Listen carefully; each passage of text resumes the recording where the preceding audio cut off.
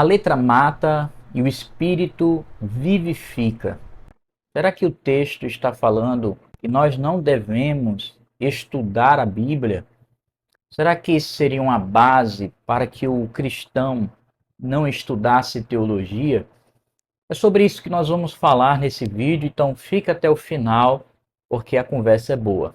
Olha, você já sabe, eu sou Abraão Soares, você está no meu canal, seja bem-vindo. Se você chegou através desse vídeo, eu já te convido a você se inscrever, se você gosta de Bíblia, teologia, de boas indicações de livros, você vê por aqui. Não esquece de olhar na descrição indicações de livros, de comentários bíblicos que eu deixo lá para melhorar o seu estudo da palavra de Deus. Então vamos lá. O texto do título desse vídeo, né, a letra mata, o espírito vivifica, está lá em 2 Coríntios, capítulo 3, versículo 6.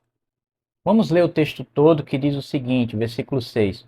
O qual nos capacitou para sermos ministros de uma nova aliança, não da letra, mas do Espírito, porque a letra mata, mas o Espírito vivifica.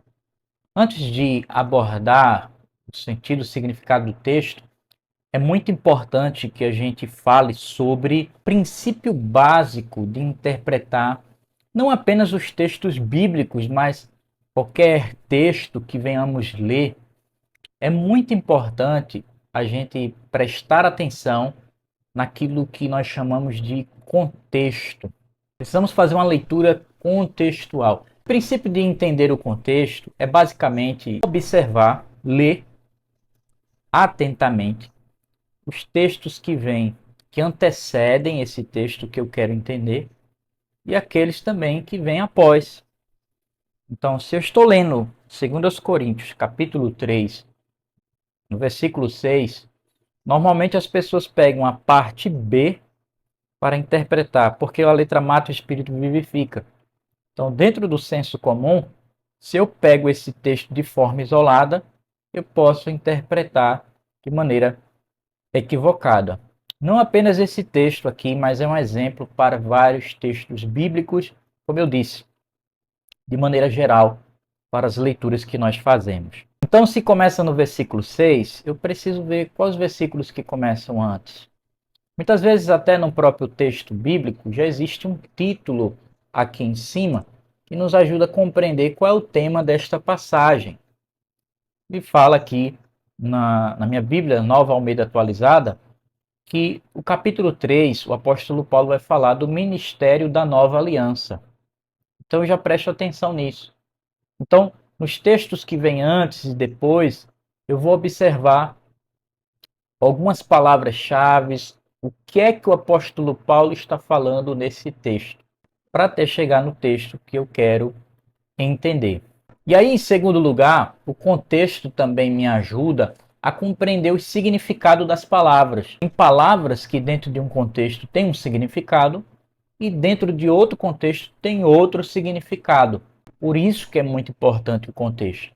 Que a gente leia o que vem antes e o que vem depois daquelas palavras, daquela frase que nós estamos tentando entender. Então, um exemplo simples. Imagina que você recebe uma carta de um parente, de um amigo que você ama muito, e essa carta é extensa, mas que alguém pega essa carta, ao invés de dar a você toda ela, pega e corta essa carta todinha, rasga ela, né? Deixa ela em, vamos dizer assim, pedaços, e você só tem acesso apenas a algumas frases.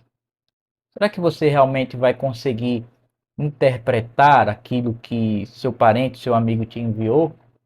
Possivelmente não. Ou seria muito difícil entender certas frases fora do contexto. Então a Bíblia não é um livro de frases de efeito, nem de frases isoladas.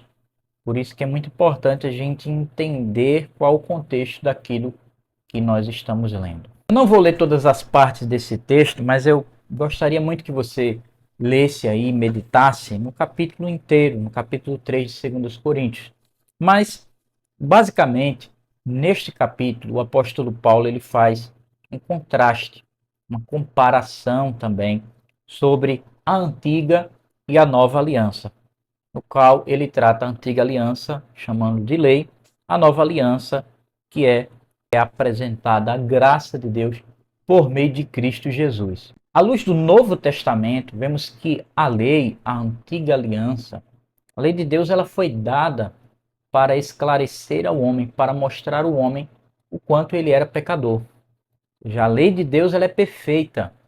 Não há erro na lei, mas o erro está no homem, que não consegue cumprir toda a lei de Deus. Foi necessário que Cristo viesse e padecesse, e como ele mesmo disse, que não veio abolir a lei, mas para cumpri-la, porque só ele, como um sumo sacerdote perfeito, profeta e rei, poderia cumprir toda a lei de Deus e satisfazer o Criador com sua morte na cruz, sua morte expiatória, nos livrando da condenação do pecado.